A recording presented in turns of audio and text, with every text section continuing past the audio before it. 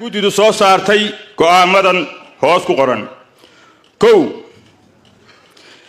in beesha Baha Faarax ay jabisay heshiiskii ay dhigteen labada boolood ee ku taariikhaysnaa 22 bishii 12aad 2019 kuna jabiyeen faldambiyeedkii ay ka sameeyeen magaalada Daraweyne ee ay ku dhintay marxuun Saalax Maxamed Jaamac kuna dhaawacmeen rag kale. laba in dhacdadaas uu ku dhintay marxuun Saalax Maxamed Jaamac ay fuliyeen koox dablay ah oo ka kooban 3 nin sidaas awgeedna guddidu waxay u aqoonsatay inuu yahay dilwadareed. 3 maadaama uu dilkaasi yahay dil badheer ah sida ku cad shariicada islaamka iyo heshiiskii u dhaxeeyay labada beeloodba gacan ku dhiiglayaashu waxay mutaysteen in loo qisaaso marxuunka ay xaqdarrada ku dileen. hase ahaatee guddidu markay aragtay in ay suuroobi weyday in isla markii falka ay geysteen gacanta lagu soo dhigo dambiilayaasha. b in muddo dheer ka soo wareegtay dhacdadaas iyada ah raacdo dheer kadibna lagu guulaysan waayay soo qabashada gacan ku dhiiglayaasha.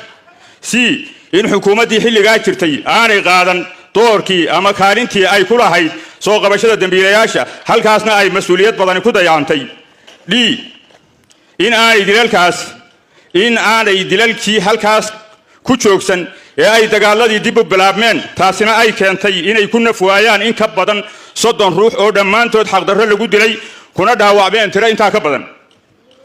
haddaba guddidu iyadoo tixgelinaysa dhammaan asbaabaha kor ku xusan iyo duruufaha kale ee ku gadaama deegaanka isla markaana cuskanaysa qawaacidda shariicada islaamka ee masaalixda iyo mafaasidda waxay qisaastii ku bedeshay qodobadan soo socda.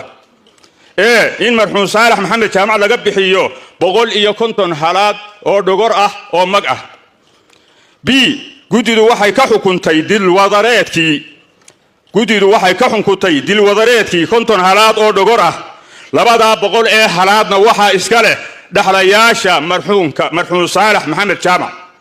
c maadaama ay beesha Baha Faarax si bareer ah u jabiyeen heshiiskii labada beelood ay wada galeen guddidu waxay ka xukuntay 50 halaad oo ganaax ah oo u dhigma $20,000. 4 waxaa caddaatay in dagaalkii 25 bishii 8aad 2023 ee ka dhacay degmada Ceelafweyn ay bilaabeen beesha Baha Faarax. 5 waxaa caddaatay in weerarkii lagu qaaday kaalinta shidaalka ee Good Xandulle ay fuliyeen ama geysteen beesha Idarays Saad Yoonis.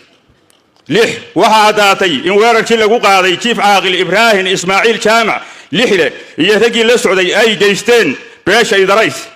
sidaa awgeedna wixii waxyeello ah ee halkaa ku sugma ama ku caddaada faldambiyeedkaas waxaa lagu leeyahay beesha Idarays. 7 guddidu waxay xukuntay in beel waliba ay bixiso magta dadkii ay ka dishay beesha kale oo dhammaystiran. ragga waa 100 halaad dumarkana waa 50 halaad.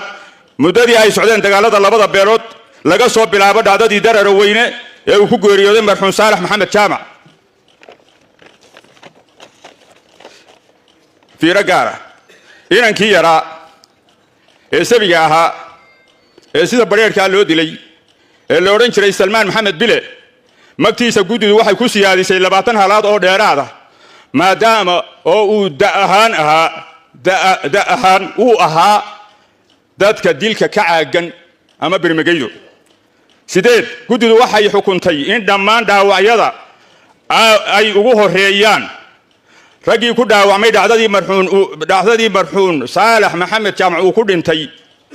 guddidu waxay xukuntay in dhammaan dhaawacyada oo ay ugu horeeyaan raggii ku dhaawacmay dhacdadii marxuun Saalax Maxamed Jaamac ku dhintay ay beel waliba beesha kale wixii ay u geysatay xaq kadib ay iyadu Herbal hoyga daaweynta natural dabiiciga ka xaqabtira horugaar maxmil ma ku daashadin lafa xanuun habeen iyo maalin ma ka haysataa howl dhiig xirista masuuxan baabirta habeenada qaar hurdo la'aan ma hiftaa naftaada madax xanuun ma haleeli weyda suuliga calool istaag daraadii ma isku ka haystaan warwarka iyo stresska hadday jawaabtu haa tahay haddeer soo tiigso Saadiyo Xirsi Herbal Shop waxaad ka helaysaa dhammaan dawooyin natural kugu habboon kor u bira heerka caafimaadka noloshaada هذا اللي يريه هول بدن صد وين هجرلي وقوكالي سعديو هيرسي هيربل شوب وحي فافاهين انتا سيدير كلا حديد تليفون ندا شاشة هورتا هذا كموضة